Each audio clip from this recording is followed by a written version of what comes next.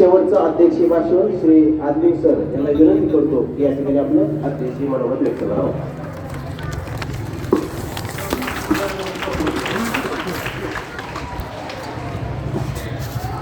आपल्या विद्यालयाचे आदरणीय मुख्याध्यापक, उपमुख्याध्यापक, पर्यवेक्षक खान सर, तसेच आज उपस्थित सर्व शिक्षक, शिक्षकेतर कर्मचारी आणि उद्याच्या भविष्याचे सुजाण नागरिक असलेले तुम्ही समोर बसलेले सर्व विद्यार्थी मित्र, आज आपण इथं 3 जानेवारी अर्थातच आजच्या दिवशी 1831 साली क्रांतिज्योती सावित्रीबाई फुले यांचा जन्म झाला, म्हणून आज आपण त्यांच्या जयंती उत्सवानिमित्ताने इथं जमलेलो आहोत. हाच दिवस स्त्रीमुक्ती दिन आणि बालिका दिन म्हणून सुद्धा साजरा केला जातो.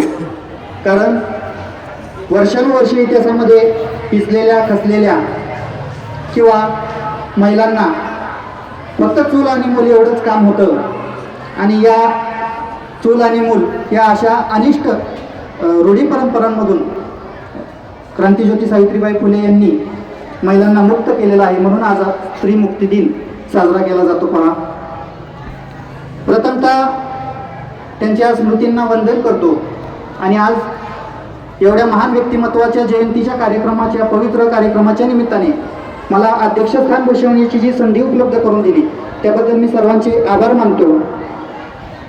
बघा, इतर अध्यापकांनी, खोजे मॅडम असतील, भोंग सर असतील किंवा तुमच्यापैकी जे काही बालचमू होते, त्यांनी सावित्रीबाईंविषयी चांगली माहिती सांगितलेलीच आहे.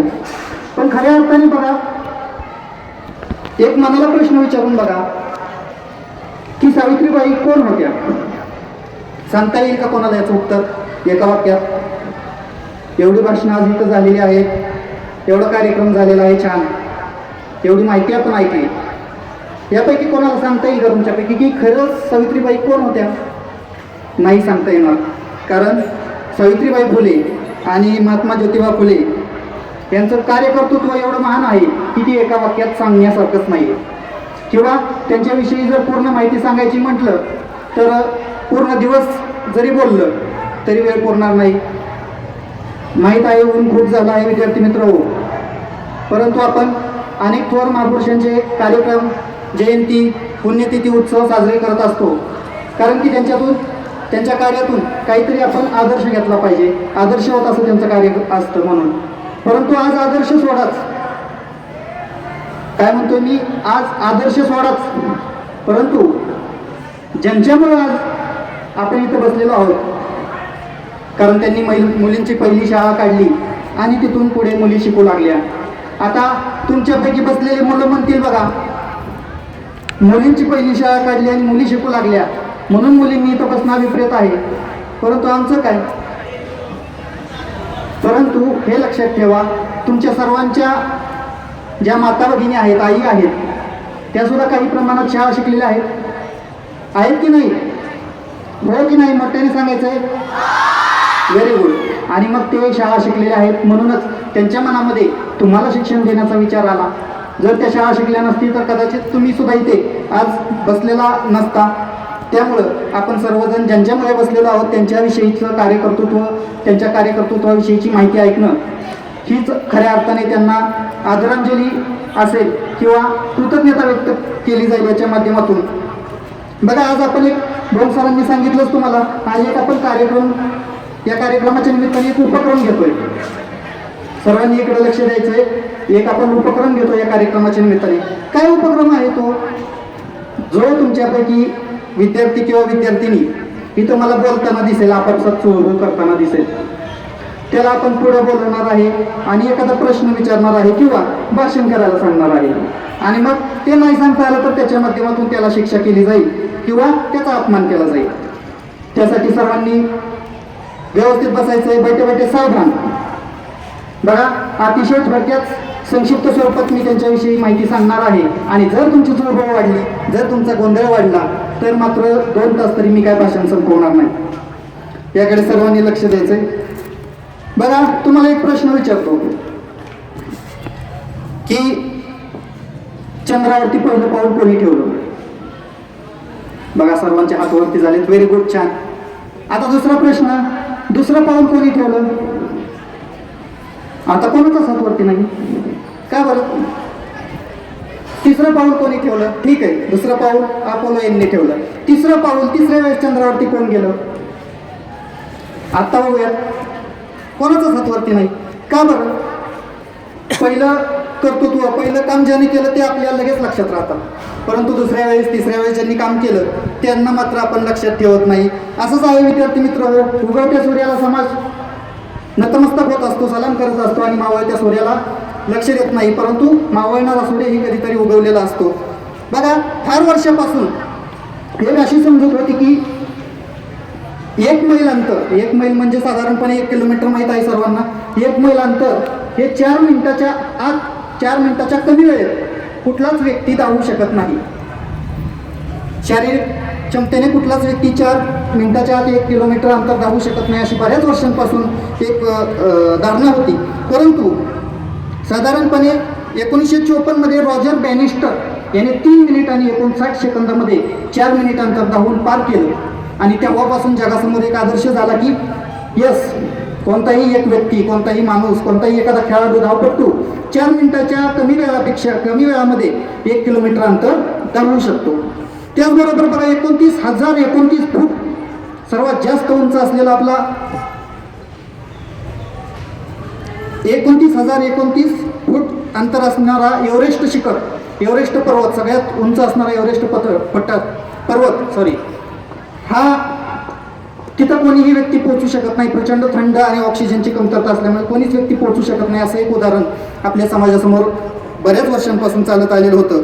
परंतु शेर्पा तेनसिंग आणि एडमंड हिलरी यांनी साधारणपणे 1953 मध्ये 29 मे 1953 मध्ये हे एव्हरेस्ट शिखर बऱ्याच प्रयासाने, अभ्यासाने आणि तयारीने त्यांनी सर केलं. आणि तेव्हापासून जगासमोर आदर्श झाला की यस, एव्हरेस्ट शिखर सुद्धा व्यक्ती तिथे पोहोचू शकतो आणि जगू शकतो. त्याचबरोबर हे सांगण्याचं कारण काय? बघा, हे तुम्हाला ज्या गोष्टी सांगितल्या हे सांगण्याचं कारण एवढंच आहे की विद्यार्थी मित्रांनो, जे पहिल्यांदा काम करणं फार कठीण असतं. तिथून पुढे एकदा समाजामध्ये वाट पडली की बरीच लोक काम करत असतात, परंतु पहिलं काम करणं फार कठीण असतं.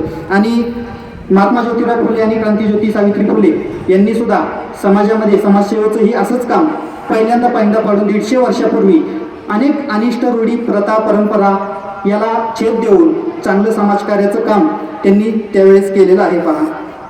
बघा, आज या जयंतीच्या निमित्ताने जास्त वेळ घेत नाही, अतिशय संक्षिप्त स्वरूपात आपल्याला सावित्रीबाईंनी मुलींची पहिली शाळा काढली आणि त्यांना शिक्षण देत असताना, शिकवत असताना त्यांच्यावरती चिखल, दगडफेक अनेक जणांनी केले. ह्या 1-2 वाक्यांशिवाय जास्त माहिती आजकाल समाजामध्ये बऱ्याच जणांना नसते बघा. आणि ही अत्यंत दुर्दैवाची किंवा खेदजनक अशी गोष्ट आहे. त्यामुळं मी अतिशय संक्षिप्त स्वरूपात थोडक्यात तुम्हाला त्यांच्या कार्यकर्तृत्वाबद्दल माहिती सांगणार आहे, परंतु तुम्ही ते शांत चित्ताने ऐकली तर. अन्यथा सविस्तर स्वरूपात मी चांगलं 2 तास तुम्हाला त्यांच्या कार्याविषयी माहिती सांगू शकेल. आज वाचनच करून आलेलो आहे तेवढं, ठीक आहे. असो, बघा, सावित्रीबाई फुले यांनी फक्त शाळाच नाही काढली, मुलींसाठी व अस्पृश्यांसाठी शाळा चालू करणाऱ्या त्या पहिल्या भारतीय फुले दाम्पत्य आहेत. आणि मुलींच्या शाळांच्या पहिल्या भारतीय शिक्षिका, पहिल्या मुख्याध्यापिका, मुलींच्या शाळेत शिक्षिकेचे कार्य स्वीकारून त्यांनी भारतीय महिलांच्या सार्वजनिक जीवनाचा प्रारंभ केला. शाळांसाठी अभ्यासक्रम नियोजन करणाऱ्या व अभ्यासक्रम तयार करणाऱ्या त्या पहिल्या शिक्षण तज्ज्ञ आहेत. बघा, अभ्यासक्रम तयार करण्याचा एक विषय BEd कॉलेजला आता सध्या असतो, परंतु त्यांनी 150 वर्षापूर्वी हे सगळं केलेलं आहे. अस्पृश्यांच्या पहिल्या शाळेच्या महिला अध्यापिका त्या होत्या. सर्व शैक्षणिक कार्य विनामूल्य करणाऱ्या त्या पहिल्या अध्यापिका होत्या. शिक्षणामध्ये शारीरिक शिक्षणाचा अंतर्भाव करणाऱ्या त्या पहिल्या अध्यापिका होत्या. त्याचबरोबर शाळेत कथाकथनाची खास तासिका ठेवणाऱ्या व आनंददायी शिक्षणाच्या पहिल्या प्रवर्तक त्या होत्या. राज्य सरकारने आनंददायी शिक्षण ही योजना अलीकडे राबवण्यास सुरुवात केलेली आहे. पहा, त्यांनी बहुजनांसाठी देशातील पहिली नेटिव्ह लायब्ररी काढली होती. त्याचबरोबर त्यांनी पहिले अध्यापक प्रशिक्षण केंद्र म्हणजेच नॉर्मल स्कूल काढले होते. त्यातून फातिमा शेख नावाची ही पहिली मुस्लिम शिक्षिका तयार करण्याचं श्रेय स्वतः सावित्रीमाई आणि ज्योतिबा यांनाच जाते. बघा, पुणे व आजूबाजूच्या 18 शाळांचे संचालन त्या करणाऱ्या पहिल्या संचालिका होत्या. त्याचबरोबर सहशिक्षणाचा पुरस्कार त्यांनी केला. शालेय विद्यार्थ्यांना शिक्षण घेता यावे यासाठी त्यांना विद्यावेतन म्हणजे स्कॉलरशिप आज आपल्याकडे स्कॉलरशिपची परीक्षा असते, परंतु 150 वर्षापूर्वी त्यांनी ही गरज ओळखून मुलांना स्कॉलरशिप सुरू केली होती. त्याचबरोबर गोरगरीब घरातील मुले शाळेत यावीत म्हणून त्यांना खायला देण्याचा उपक्रम राबवणाऱ्या त्या पहिल्या अध्यापिका होत्या. आज आपण पोषण आहार घेतो बघा, भात खातो, ही योजना आत्ता चालू झालेली आहे, परंतु 150 वर्षापूर्वी ही गरज ओळखून त्यांनी सुद्धा ही पोषण आहाराची योजना त्यावेळी सुरू केली होती. त्याचबरोबर विद्यार्थ्यांचे शिक्षण महत्त्व, विद्यार्थ्यांच्या समस्या याविषयी पालकांचे समुपदेशन करणाऱ्या सुद्धा पहिल्या समुपदेशक त्या ठरलेल्या आहेत. 1852 रोजी फुले दाम्पत्यांचा इंग्रज सरकारतर्फे जाहीर सत्कार सुद्धा करण्यात आला. आदर्श शिक्षिका म्हणून त्यांना पहिल्या शिक्षिका म्हणून त्यांना गौरवण्यात आलेलं होतं. सांगायचं झालं तर बरीच माहिती आहे, बऱ्याच वेळ जाईल. खूप असं त्यांनी काम केलेलं आहे, परंतु खरंच होऊन झालेलं आहे आणि वेळेचा विचार करता त्यांच्याबद्दल एवढंच सांगतो आणि शेवटी त्यांनीच लेखन केलेल्या काव्यसंग्रहातील एक कविता सादर करतो आणि मी थांबतो.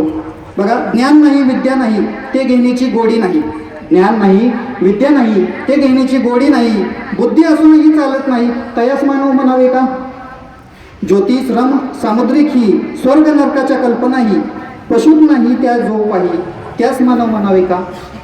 दुसऱ्यास मदत नाही, बघा, दुसऱ्यास मदत नाही, सेवा त्याग दया माया ही, जयापाशी सद्गुण नाही त्यास मानव म्हणावे का. गुलामगिरीचे दुःख नाही जराही त्यास जाणवत नाही, माणुसकी ही समजत नाही तयास मानव म्हणावे का. एवढे बोलून माझे छोटेसे भाषण संपवतो. धन्यवाद.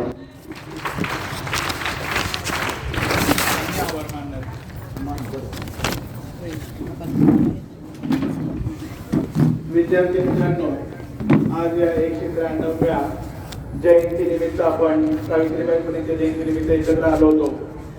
मागच्या बरोबर जवळपास 1.25 तासापासून